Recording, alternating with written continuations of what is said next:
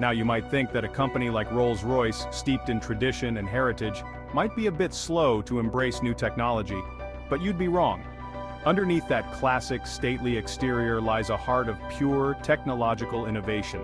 The latest Phantoms and Dawns are packed with more gadgets than a Bond car. You've got night vision, head-up displays, lane departure warnings, and more screens than you can shake a stick at. But here's the thing, Rolls-Royce doesn't just throw technology at the car for the sake of it. It's all integrated seamlessly, intuitively, so it enhances the driving experience without overwhelming it. And let's not forget the sound system, a full-blown concert hall on wheels. Now let's talk about what it's actually like to sit inside a Rolls-Royce, because that's where the magic truly happens. Imagine sinking into a leather armchair, but this armchair just happens to be inside a moving palace. The seats are not just comfortable, they're ergonomically designed to provide the perfect amount of support.